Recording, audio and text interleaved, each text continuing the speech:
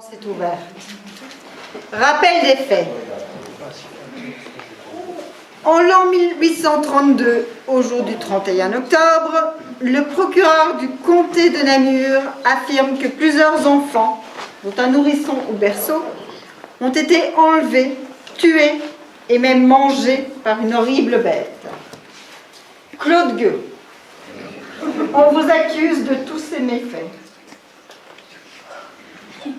Jeune homme, vous avez à peine 9 ans et vous êtes déjà appelé à comparaître ici devant ce tribunal. Avancez-vous à la barre. Déclinez votre identité et votre domicile. Je m'appelle Claude Gueux. J'habite ici une petite maison à Train près de la Chapelle. Et dans ma maison, j'ai des grands chaudrons où je fais cuire des petits enfants. Et à côté, une grande poêle où je fais griller les petits bébés. Mais vous ne pouvez pas être tout seul. Où sont vos parents? Ah, mes parents, le jour où ils m'ont vu vomir les yeux et les queues de chien, eh ben, ils ont quitté la maison. Ils m'ont laissé tout seul. Expliquez-nous comment tout cela a pu commencer. Bien. Comme mes parents étaient partis, je n'avais plus rien à manger. Alors un jour, j'ai trouvé un chat dans le miroir, le chat de Chloé. Je lui ai bu tout son sang.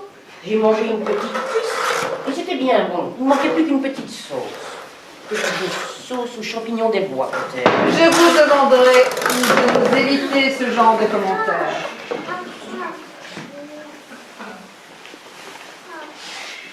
Racontez-nous comment ça a commencé. J'étais dans les bois et alors ce grand monsieur tout habillé de noir est arrivé. Il est descendu d'un cheval qui était aussi sombre que lui. Alors, en m'offrant mille merveilles plein de richesses, il m'a fait promettre de lui emmener quelques petits enfants quand il me le demanderait. Ensuite, il m'a offert une coupe de vin et une vieille peau de chat puante. Il m'a obligé à la mettre sur mon dos. Et c'est à ce moment-là, monsieur le juge, que j'ai eu envie de chair de petits enfants. Il y a une journée que j'aimerais que vous racontiez. C'est celle de Mazé. Ah oui, je devais apporter du pain chez Raoul Lamazé. Bien sûr, comme d'habitude, il n'était pas là, il traînait encore n'importe où. Donc je suis rentrée pour déposer le pain et j'ai entendu une petite voix. J'ai été voir, c'était un petit bébé, tout rose, toujours flu dans son berceau. Je l'ai dévoré, tout cru. Ensuite, Mais ensuite, je suis rentrée à Rennes. Ah oui, et en route, j'ai rencontré la petite Fanette, celle qui garde les bédos. Elle, je l'ai attrapée, je l'ai tirée dans les buissons, je l'ai cherchée. Ensuite, j'ai coupé quelques doigts, je lui ai arraché les tripes et j'ai mis tout ça de côté pour le monsieur en noir, comme il m'avait demandé. souhaitez-vous ajouter quelque chose? Oui, je dois dire que la chair de petits garçons ou de petites filles est bien meilleure que la chair de chien ou de chat. Mesdames et messieurs les jurés, à vous de rendre le verdict. La culpabilité de cet enfant ne fait aucun doute. Nous pouvons donc y passer immédiatement à la sentence. Étant donné le jeune âge de l'accusé, nous ne pouvons demander ni la guillotine, ni la pendaison. Cependant, l'emprisonnement à vie est autorisé. Qu'en pensez-vous?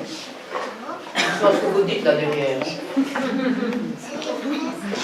Claude Gueux, après délibération du juré, je vous déclare coupable des meurtres énoncés dans cette affaire et vous condamne à l'emprisonnement à vie au fort de Huy.